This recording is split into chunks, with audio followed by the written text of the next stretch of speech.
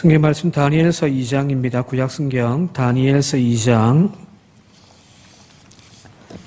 36절부터 45절까지 다니엘서 2장 36절부터 45절까지 한 절씩 교독하겠습니다. 구약성경 1234쪽입니다. 그 꿈이 이러한즉 내가 이제 그 해석을 왕 앞에 아뢰리이다.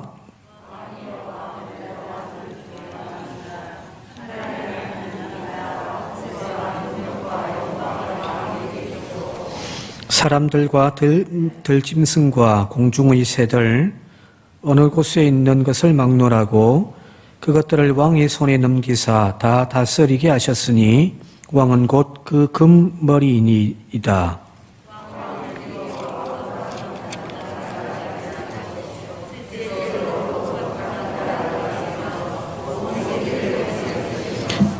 넷째 나라는 강하기가 쇠가 털이니 쇠는 모든 물건을 부서뜨리고 이기는 것이라. 쇠가 모든 것을 부수는 것 같이 그 나라가 문나라를 부서뜨리고 찍을 것이며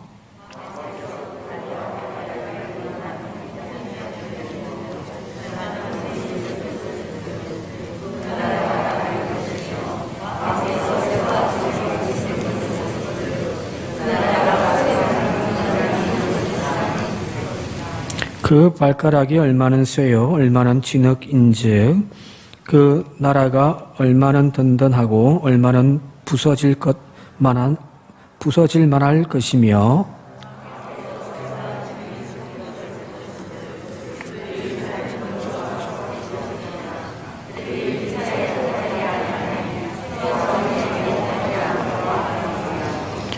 이 여러 왕들의 시대에 하늘의 하나님이 한 나라를 세우시리니 이것은 영원히 망하지도 아니할 것이요 그 국권이 다른 백성에게로 돌아가지도 아니할 것이요 도리어 이 모든 나라를 쳐서 멸망시키고 영원히 설 것이라.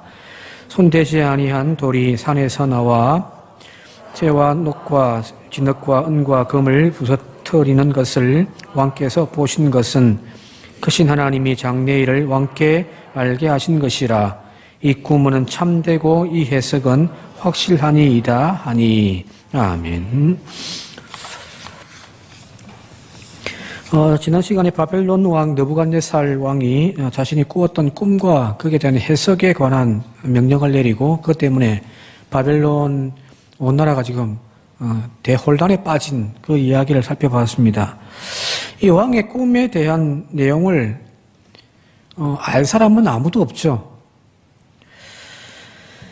박수와 술객과 점쟁이 또 갈대아의 술사 어떤 단 한 사람도 그것이 정확하게 무슨 꿈을 꾸었는지를 알지를 못하는 거예요. 알 수가 없습니다. 그는 사람의 영역이 아니기 때문입니다. 그는 오직 한 사람, 오늘 보게 되어지니까 다니엘이라는 친구가 바로 그 자신의 3명의 친구들과 함께 기도함을 통하여서 하나님이 그 지혜를 주심을 통하여 그날 밤에 느부갓네살 왕이 꾸었던 그 꿈을 그대로 다니엘에게 꿈꾸게 해 주시거든요. 자, 이제 이 다니엘이 꿈에 대한 환상의 내용을 그리고 그에 대한 풀이를 이제 왕에게 소상히 알릴 때가 되었습니다. 자, 드디어 이 다니엘이 느부갓네살 왕 앞에 섰습니다. 이제 모든 신하들이 또 술객, 박수, 점쟁이, 술사들 모든 그 사람들이 지금 이 다니엘의 한 사람에게 지금 목숨이 달려 있는 거잖아요, 그죠? 그가 풀어내면 자기들도 살 것이고, 그가 여기서 지금 풀지 못하면 다 죽는 거거든요. 그 이제 왕이 명령을 내렸단 말이에요. 다 죽여라 했는데 다니엘이 지금 스톱, 왕이시여 잠깐만. 조금만 더 기다려 주십시오. 라고 해서 이제, 이렇게 딜레이 된 건데, 만약에 다니엘이 이거 풀지 못하면, 그 진노는 더 할 거 아니에요. 그죠? 근데 여기 오늘 다니엘이 이제 이 느부갓네살 왕 앞에 서서 이제 그 꿈과 해석에 대한 이야기를 쭉 이제 하는데, 그 내용을 전하는 장면에서 우리가 좀 주목해 봐야 할 것들이 좀 있습니다. 사실은요. 저 같으면 제가 어젯밤에 꾸었던 꿈은 이제 드디어 해답을 알았단 말이에요. 그죠? 답을 알았잖아요. 그러면 왕 앞에 서서 뭐 구질구질하게 이야기할 게 뭐가 있어요. 그죠? 괜히 그랬다가 또 혼쭐만 난단 말이에요. 직설적으로 왕이 이런 꿈을 꾸셨습니다. 그리고 그 뜻은, 그 해몽은 이러이러합니다라고 막 전할 것 같은데, 이 지금 다니엘이 그 꿈에 대한 내용을 알리기 전에 먼저 언급하는 내용이 있습니다. 그게 바로 27절과 28절인데요. 같이 한번 읽어보도록 할게요. 27절, 28절 시작. 다니엘이 왕 앞에 대답하여 이르되, 왕이 물으신 바 은밀이라는 것은 지혜자나 술객이나 박수나 점쟁이가 능히 왕께 보일 수 없으되 오직 은밀한 것을 나타내실 이는 하늘에 계신 하나님이시라. 그가 느부갓네살 왕에게 후일에 될 일을 알게 하셨나이다. 이야기를 지금 먼저 던진 거예요. 그리고 이제 왕이 꿈꿨던 내용은 이런 겁니다라고 하면서 이제 구체적으로 꿈을 이제 풀이해 주는 겁니다. 사실 지금 이 대답은 왕이 듣고 싶은 이야기는 아니잖아요. 그죠? 그죠? 왕이 지금 듣고 싶은 것은 자기가 꿈꾸었던 그 꿈에 대한 내용을 이야기해 주고 또 거기에 대한 꿈의 의미들을 풀이해 주는 것이 지금 왕이 듣고 싶은 거란 말이에요.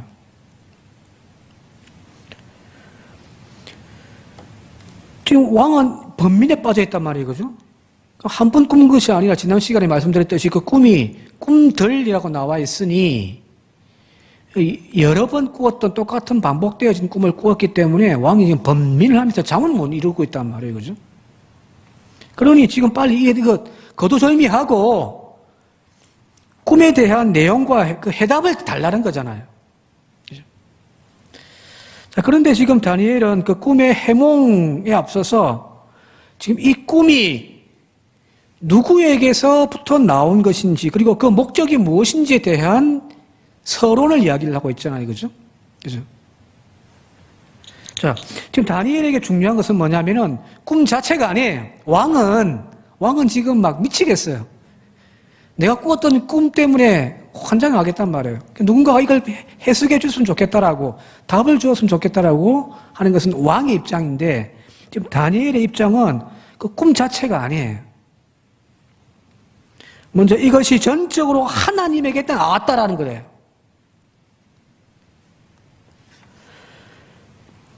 이 은밀한 것을 바벨론의 어떤 누구도 지혜자나 술객이나 점쟁이나 박수나 이걸 왕께 보여줄 사람은 아무도 없습니다. 오직 한 분, 이 은밀한 것을 나타내실 분은 하늘에 계신 하나님 한 분이십니다.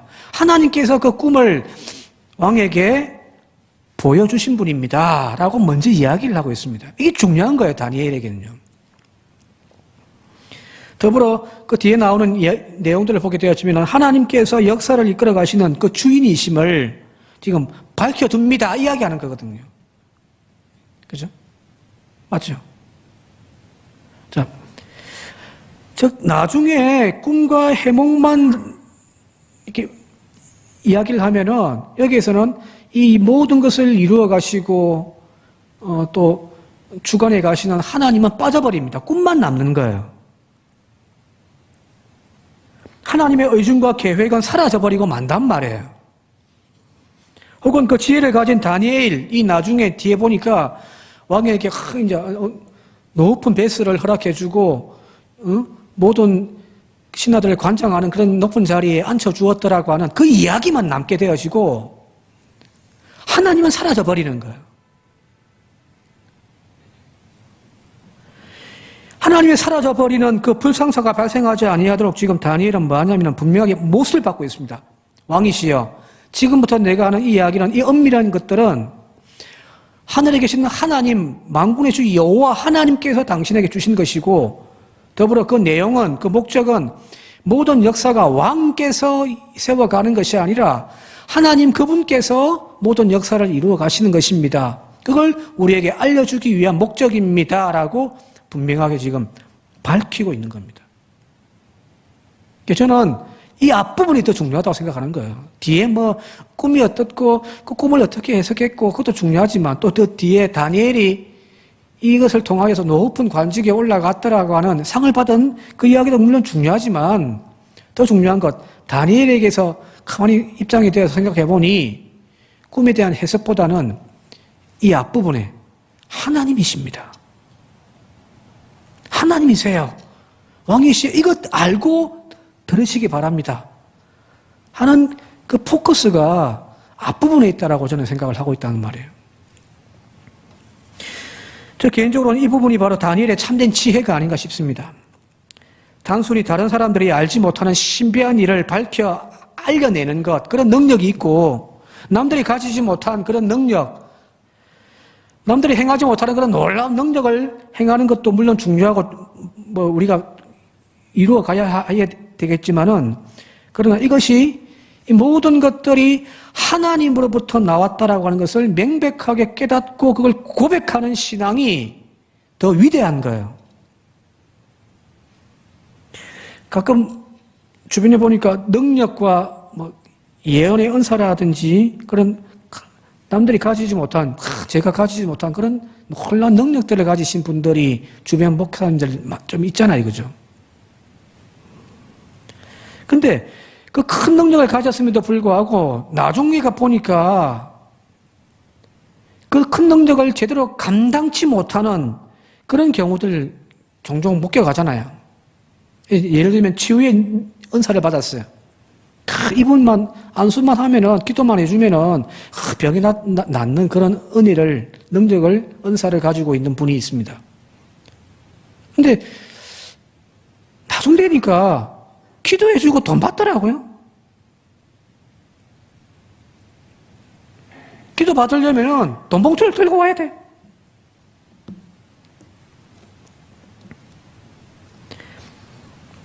남들이 가지지 못한 놀라운 능력을 가졌음에도 불구하고 그것이 그 개인의 물질적인 이익의 수단으로 전락되어져 버리는 그런 일들이 있잖아요. 그죠? 제 잘 아는 후배 목사님이 그 학창 시절에 자기 모교회 분위기가 막 이런 어떤 성령의 은사를 굉장히 추구하는 그런 교회였답니다. 그래서 어떤 분은 막 치유의 은사도 있고 어떤 분은 막 예언의 은사도 있고 또 어떤 분은 이렇게 영분별 은사도 있고 뭐 그런 분들이 많았대요. 본인도 그런 어떤 신앙을 추구했었고. 근데 예를 들면 예언의 은사를 받았다고 한번 해봅시다. 이 사람 딱 보면은 이 사람의 지나온 일들이 보이는 거예요. 실제로 그런 분이 있었답니다. 무섭죠, 그죠? 제가 딱 그런 능력 받아가지고 여러분들이 한 주간 어떻게 살았는지 다 눈앞에 싹 보여요. 그러면 아마 여러분들 저를 안 만나려고 아시겠지, 그죠? 근데 실제로 그런 예언의 은사를 받은 분이 어떤 이 사람의 잘못되어진 그 행실을 막 이렇게 막 그대로 고발해버리고 너 언제 이런 일이 있었지 이렇게 해버리는 거예요. 그러니 교회가 어떻게 되냐면은 그런 예언의 은사로 말미암아 교회 공동체가 막 분열되어지고 혼란스러워지더라는 겁니다. 실제로 자기 모교회가 그랬답니다. 남들보다 더 나은 무엇인가를 소유하는 것, 즉 은사를 부여받고 능력을 부음받고 그 자체도 물론 중요하지만은 더 중요한 것은 이 은사가 하나님으로부터 나왔다라고 하는 이 신앙 고백이 흐려져 버리면은 이런 불성사가 나타난다는 거예요. 이 능력은 내 거예요. 병 고쳐주고 돈 받는 것 당연한 것처럼 여겨진단 말이에요. 왜? 하나님이 나에게 교회를 혹은 주변에 힘들고 어려운 이들을 치유하고 하나님의 그 사랑을 나누라고 하는 그 목적이 사라져 버리니까 결국은 나의 욕심만 남는 거란 말이에요. 하나님과 나 자신의 관계를 바로 알고 고백하는 것, 그것이 진정한 의미의 지혜가 아닌가요? 그렇죠? 지금 다니엘이 이걸 앞부분에 딱 먼저 전제적으로 이야기를 하는 겁니다. 하나님입니다. 내가 지혜로워서 이것을 왕에게 이야기하는 것이 아닙니다. 하나님이십니다. 그리고 왕에게 그 지혜를 주셨던 분은, 꿈을 주셨던 분은 바로 하나님이십니다. 달을 가르치는 손가락이 어느 순간부터 달은 사라져버리고 손가락만 남는, 모든 사람들로 하여금 자신의 손가락을 바라보게 하는 그런 어리석음이 결국 우리의 신앙을 망가뜨려버리는 거잖아요. 그죠? 그게 뭐냐면 달이라고 하는 본질은 사라져버렸기 때문이거든요. 지난번에 유다 지혜 문학, 그러니까 뭐 전도서, 잠언서, 뭐 욥기 이걸 하면서 그런 이야기 말씀 나누었습니다만은, 인간은 남녀노소 뭐 그가 가지고 있는 치위 고하 다 막론하고서 모두가 다 오늘 피었다 지는 들꽃과 같은 존재라는 거예요. 잠시 나타났다가 사라져버리는 그런 안개와 같은 존재, 이슬과 같은 존재가 바로 인간이라는 겁니다. 자, 이런 인간이 어떻게 만고의 진리의 그 지혜를 만들어내고 가질 수 있겠습니까? 사람은 아니에요. 사람은 지혜롭지가 못합니다. 참된 지혜란 바로 불변하고 변하지 않고 일시적인 것이 아니라 영원한 것에서 나오는 법입니다. 그죠? 그게 유대인들의 지혜거든요. 그래서 참 지혜는 하나님을 인정하는 것, 하나님을 경외하는 것, 그것이 바로 유대 지혜에서 이야기하는 참 지혜라는 겁니다. 그래서 여러분 잘 아시는 잠언서 9장 10절 말씀 같이 한번 읽어볼까요? 잠언서 9장 10절입니다. 시작. 여호와를 경외하는 것이 지혜의 근본이요 거룩하신 자를 아는 것이 명철이니라. 여호와를 경외하는 것, 그분을 두려워하고 그분을 인정하는 것, 그것이 지혜의 근본이라는 겁니다. 여기서 말하는 근본이란 말이 테힐라입니다. 히브리 말로 테힐라. 근데 이 테힐라는 단어가 바로 시작이에요. 처음이라는 이야기입니다. 자, 그러면은 여호와를 경외하는 것, 여호와를 공경하는 것, 여호와를 인정하는 것이 사람의 지혜의 시작이라는 겁니다. 우리의 모든 사역에서도 하나님부터 인정하고 하자는 거예요. 내가 누리고 살고 있는 그 모든 것에서 거기에 하나님부터 인정하고 내가 누리고 있는 삶을 살아가는 거예요. 그게 지혜자인 거예요. 오늘 우리에게 문제가 되어지는 것은 바로 이 하나님은 사라져버린 채 내가 누리고 있는 것들이 당연한 내 것인 것처럼 우리는 생각을 해버리는 거죠. 능력이 있으면 이 능력이 내 거라고 생각하는 거예요. 근데 지혜자는 이 능력이 하나님으로부터 왔다라는 겁니다.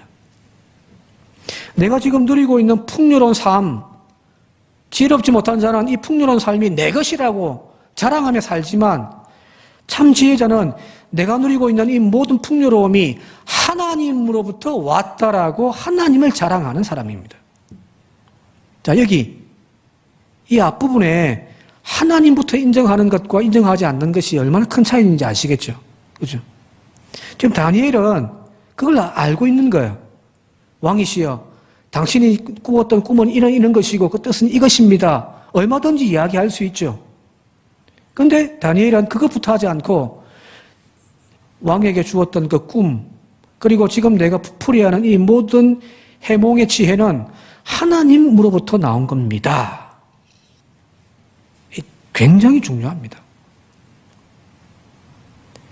우리의 삶의 모든 영역에서 내가 누리는 모든 물질의 풍요로움들, 나의 가정, 나의 일터, 혹은 내가 사역하고 있는 모든 사역에서 그 주인은 언제나 하나님이 되어지는 저와 여러분들이 되시길 바랍니다. 하나님 겁니다. 하나님. 우리는 말끝마다 이 말 늘 꼬리처럼 붙어 다녔으면 좋겠습니다. 하나님입니다. 하나님입니다. 그죠? 이 하나님입니다라고 하는 믿음의 고백이 흩어져 버리고 옅어져 버리면 내가 되어져 버리는 거예요. 여기 여러분 타락입니다. 다시 한번 말씀드립니다만 우리의 삶의 모든 영역에서 그것이 바로 하나님으로부터 나온 것임을, 하나님이 주인이심을, 나는 단지 종일 뿐임을 고백하는 이 믿음의 고백이 분명한 저와 여러분들이 되시기를 주님의 이름으로 축원드립니다. 네. 오늘 뒤에 이 이야기는 솔직히 말 안 해도 돼요. 이것만 하면 저는 끝날 것 같습니다. 근데 너무 빨리 끝나니까 좀 계속 넘어가도록 할게요. 자, 이제 다니엘이 꿈꾸었던 그 환상에 대한 본격적인 내용들이 이제 나오는 거예요. 자, 31절부터 33절까지 같이 한번 읽어볼게요. 31절부터 33절 시작. 왕이여, 왕이 한 큰 신상을 보셨나이다. 그 신상이 왕의 앞에 섰는데 크고 광채가 매우 찬란하며 그 모양이 심히 두려우니 그 우상의 머리는 순금이요 그 가슴과 두 팔은 은이요 배와 넓적다리는 노시요 그 종아리는 쇠요 그 발은 얼마는 쇠요 얼마는 진흙이었나이다. 이제 왕이 꿈꾸었던 보았던 그 환상을 지금 다니엘이 지금 쭉 이제 설명을 해주고 있는 거죠, 그죠? 자, 그림 한번 볼까요? 아마 저런 모양이었을 거라고 보는 거예요. 이제 신상이었으니까. 머리는 황금입니다. 금으로 번쩍번쩍하게 빛나는. 그리고 이제 몸통, 흉부는 은으로 되어 있고요. 그리고 이제 이 허리에서부터 이제 허벅지까지 여기는 이제 노스로 되어져 있는 겁니다. 그리고 이제 다리는 종아리 쪽은 이제 철로 되어져 있더라는 거예요. 철로. 그런데 마지막에 이제 두 발이 있는데 두 발은 이 다리에 붙어 있는 두 발은 하나는 쇠에게 철로 되어 있고 하나는 진흙으로 되어져 있더라는 겁니다. 왕이 이 모양을 봤으니 그것도 한 번 본 것이 아니라 꿈들을 몇 번을 꿨으니 이게 도대체 뭐냐고 궁금해한 거죠, 그죠? 이제 이런 모양이었습니다라고 이야기하니까 이제 왕이 그죠? 손뼉을 쳤겠지, 그죠? 오, 맞다. 아마 그렇게 했을 거예요. 다니엘이 맞추었다. 자, 그러면 이제 그 풀이가 중요한 거예요. 여기 보게 되어지니까 이 순금은, 머리에 있는 순금은 이제 오늘은 조금 이 부분은 간략하게만 이야기하고 다시 다음에 한번 넘어가서 할게요. 왜냐면은 7장 가면 또 똑같은 이야기가 환상에 대한 이야기가 또 나오니까 그때 한번 더 자세한 걸 좀 살펴보도록 하고 오늘은 우선은 이 순금, 머리에 있는 이 순금 부분은 바벨론 제국입니다. 그리고 가슴에 있던 은을 의미하는 것은 바로 메데와 페르시아 제국을 뜻하는 것이고요. 그 다음에 이제 허리에서부터 이제 허벅지 사이에 그 부분은 이제 노스로 되어져 있던 부분은 헬라 제국. 그리고 마지막에 철 다리, 쇠로 되어 있던 다리는 바로 로마 제국을 의미한다라는 겁니다. 다윗이 뭐 나중 가면 또 다니엘이 그 이야기를 합니다만은 여기서는 그냥 이후로 등장할 나라들에 대한 이야기입니다라고 이렇게 뭐 두리뭉실하게 이야기를 하고 있습니다만은 이렇게 한 큰 제국들이 지나가고 또 생기고 또 지나가고 또 생기는 그 역사의 흐름에 대한 이야기를 미리 하나님께서 왕에게 보여주시는 것입니다. 라고 이렇게 지금 답을 내리고 있는 거예요. 더 자세한 내용들은 다음 시간에, 다음번에 한번 7장에서 한번 다시 다루도록 하고요.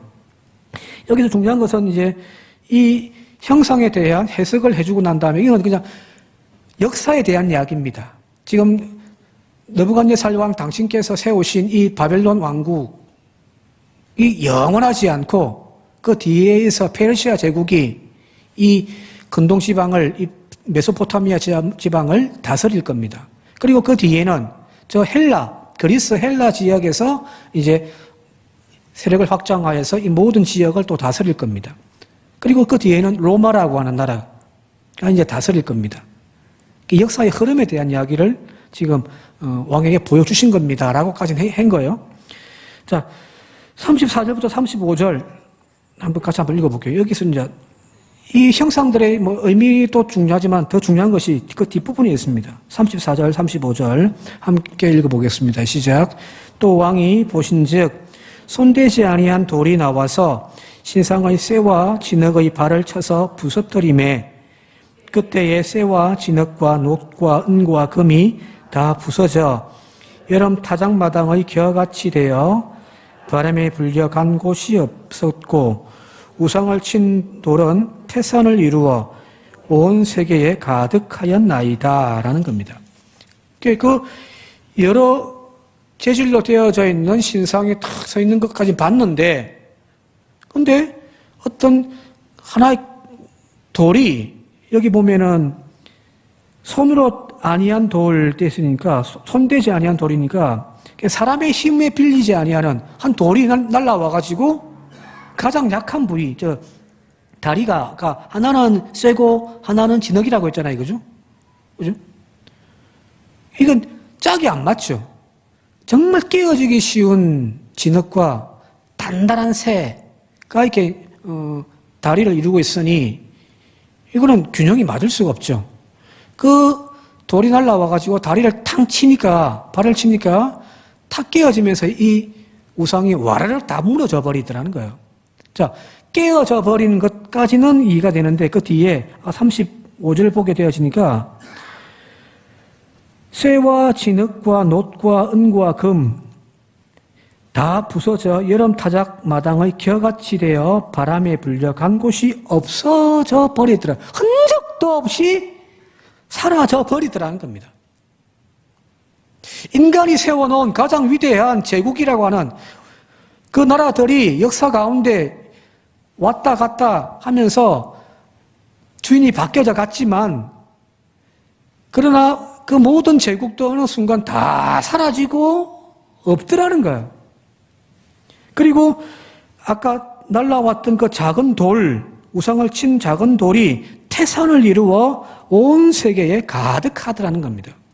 남는 것은 지금 우리를 지배하고 다스리고 이 세계를 정복하고 있는 그 제국, 바벨론이든 페르시아든 헬라든 혹은 로마든 그 제국들이 아니라 결국에는 그 모든 것을 심판하고 무너뜨리는 그 남아있는 하나의 돌, 그 돌이 태산이 되어 영원토록 세상을 다스리더라는 거거든요. 자, 44절 같이 한번 읽어볼까요? 44절요. 시작. 이 여러 왕들의 시대에 하늘의 하나님이 한 나라를 세우리니 이것은 영원히 망하지도 아니할 것이요 그 국권이 다른 백성에게로 돌아가지도 아니할 것이요 도리어 이 모든 나라를 쳐서 멸망시키고 영원히 설 것이라 하는 겁니다. 왕이 보았던 것은 뭐냐면 내가 세웠던 바벨론, 그 뒤에 이어 나오는 페르시아, 그 페르시아를 정복했던 그 알렉산드리아의 헬라 제국, 그 헬라 제국을 또 무너뜨린, 그리고 지중해 모든 근동을 다 지배했던 엄청난 바벨론, 그 로마 제국, 이 앞으로 역사 가운데 등장할 건데 그 나라들은 시간 지나면 흔적도 없이 사라져버린, 그러나 영원히 남는 것, 영원히 망하지 아니하는 것은 바로 하나님이 세우시는 그 나라인 거예요. 이것이 바로 하나님이 세계를 경영하는 하나님의 계획인 거죠. 그걸 왕에게 보여주셨습니다 하는 겁니다. 여기서 바벨론 제국이니 페르시아 제국이니 이게 중요한 것이 아니에요. 이건 다 사라져 버리는 것들이에요. 그죠? 왕이 보셔야 할 것은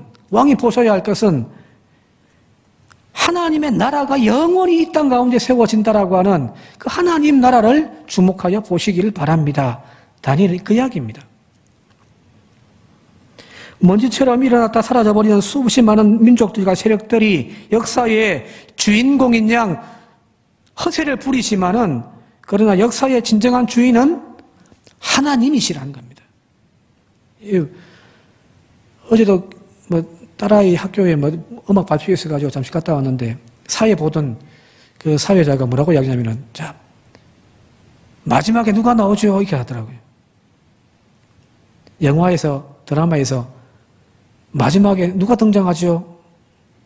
주인공이 등장하죠. 그죠? 자, 주인공은 죽지를 않습니다. 총 맞아도 안 죽어요.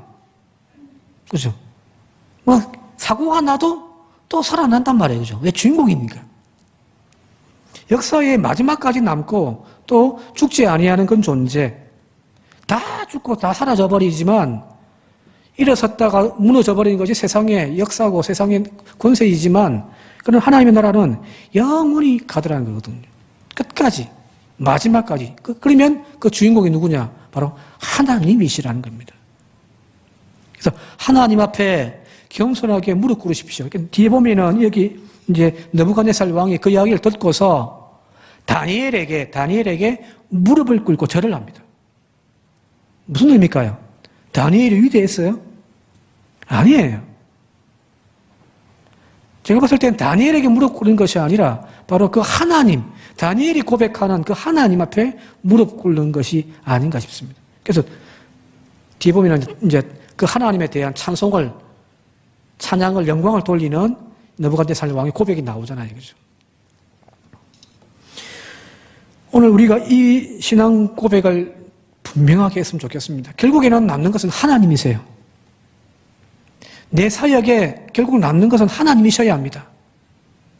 교회를 개척해서 교회를 부흥시키고 마지막 은퇴하는데 하나님이 나를 여기까지 인도하셨다. 하나님 홀로 영광 받으십시오 하고 자신은 사라져버리는 그런 목회를 해야 되는데 결국 마지막에는 내가 이렇게 했다고 내가 했다고 하면서 자기를 남기는 그 목회는 실패한 거죠.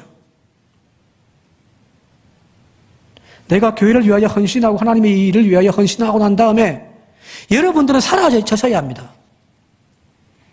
하나님만 남으셔야 됩니다.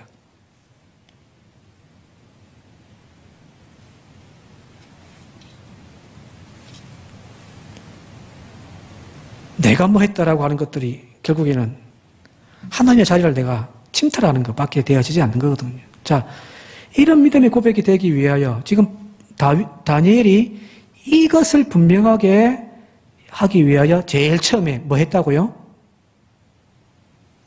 왕에게 그 꿈을 주신 분은 하나님이십니다. 이거예요. 그렇죠? 앞부분에 이 신앙 고백이 분명하지 못하면 뒤에 가면 흐려져 버립니다. 분명한 흐려져 버립니다. 그런데 앞부분에 이 신앙 고백 정확하게 모든 것이 하나님이십니다. 이걸 분명하게 못을 받고 이야기를 풀어나가면 마지막에는 하나님이 남으시는 거죠. 그죠? 다니엘도 마찬가지예요. 지금 우리가 이제 이 다니엘을 읽으면서 주로 이제 아이들에게 가르치고 또 우리 기억에 남는 것은 다니엘이 이 꿈을 해석하고 난 다음에 왕에게 큰 상급을 받아가지고 바벨론의 높은 관직에 올랐더라. 우리 이것만 남잖아요. 그죠? 아닌가요? 그러면 다니엘은 실패한 거죠. 아니에요. 다니엘이 높은 관직에 올라간 것이 이 이야기의 다니엘서의 전체적인 주제가 아니라 다니엘은 그런 위험을 미연에 방지하기 위하여 하나님이시다라고 하는 것을 미리 다 못을 박아 놓는 거예요. 그러니까 우리는 그렇게 읽어야죠. 이거는 빼버리고 마지막에 다니엘만 남고 해버리는 것이 문제가 되어지는 거죠. 자, 이후에 다니엘서에 등장하는 다니엘의 모습을 가만히 보십시오. 다니엘이 지혜가 많아가지고 꿈을 잘 해석해내고 해서 높은 관직을 계속 유지했다라고 이야기하면 틀린 거예요. 다니엘은 자신의 믿음이 분명했어요. 하나님이라고 하는 걸. 그리고 이 나라들은 멸망되어져 망하겠지만 또 다른 어떤 나라가 세워지겠지만 그 나라도 영원하지 않다라고 하는 그 분명한 고백, 그리고 모든 역사를 이루어 가시는 분은 하나님이시다라고 하는 그 분명한 고백을 가지고 있으니 왕 앞에서도 당당한 거예요. 너 기도하지 말라고 했는데 너 왕 명령 왜 안 지켰어? 너 죽는다? 해도 기도하는 거예요. 왜? 그 왕은 잠시 있다 사라져버리는 안개인데 우리의 모든 역사를 이루어 가시는 영원한 분은 하나님 한 분인데 이게 분명하니까 목숨 걸고 하는 거예요. 그죠? 오늘 우리의 신앙도 똑같습니다. 다른 거 없습니다. 역사의 주인이신 하나님께서 역사를 경영해 가심을 분명하게 하는 신앙 고백이 저와 여러분들 가운데 있길 바랍니다. 비록 현실에 지배하는 권력이 나를 짓누른다 할지라도, 유혹한다 할지라도 그건 잠시 있다 사라지는 거예요. 그죠? 내 삶에 모든 것이 하나님으로부터 왔습니다 라고 하는 이 믿음의 고백을 한다면 물질 때문에 타락하지 않을 겁니다. 자리 때문에 변질되어지고 타락하지 않을 겁니다. 왜? 그 자리는 하나님 거니까요. 그죠? 이런 믿음의 선이 좀 굵은 그런 저와 여러분들이 되어줄 수 있길 바랍니다. 자, 하늘에서부터 내려오는 두 개의 줄이 있습니다. 하나는 썩은 동아줄이고요. 하나는 튼튼한 동아줄입니다. 지금 여기에 보여준 것이 두 가지잖아요. 하나는 금방 이따 사라져버릴 썩을 동아줄이고 하나님의 나라는 영원히 선다라고 하는 그걸 우리에게 지금 보여주고 있단 말이에요. 뭘 붙잡을지에 대한 분명한 지혜와 믿음의 결단이 저와 여러분들 가운데 분명하게 있기를 바랍니다. 썩은 동아줄 잡고 가다가는 여기 여름 타작마당에 부는 바람에 모든 것이 다 사라져버리듯 나도 사라져버리는 거예요. 그래서 돈으로도 못 가요. 잘생겨도 못 가고요. 지식 많아도 못 가는 거예요. 하나님 나라는 오직 예수 그리스도 복음 십자가 은혜 붙잡고 나가는 것임을 믿고 우리가 꼭 붙잡아야 할 것이 무엇인지를 아는 참 지혜가 다니엘의 그 지혜가 저와 여러분들 가운데 있기를 주님의 이름으로 축원드립니다. 함께 기도드리겠습니다. 고마우신 아버지 하나님 감사합니다. 오늘 말씀을 통하여 우리가 붙잡아야 할 것이 무엇인지 잠시 있다 사라져버리는 온데간데 없이 사라져버리는 그 세상의 권력이 아니라 부귀영화가 아니라 이 땅에 하나님께서 세워가시는 하나님의 나라가 우리가 영원히 붙잡아야 할 튼튼한 동아줄임을 깨닫게 하시고 그 분명한 믿음의 고백으로 하나님 앞에 바로 서 있는 우리의 삶이 되게 하여 주옵소서. 물질의 풍요로움을 주시되 그것이 하나님께로부터 온 것임을 깨닫는 고백하는 저희들 되게 하시고 하나님께서 좋은 자리 허락해 주시되 그것이 하나님으로부터 온 것임을 고백하는 분명한 믿음의 선이 굵은 우리의 신앙생활이 되게 하옵소서. 예수님의 이름으로 기도드리옵나이다. 아멘.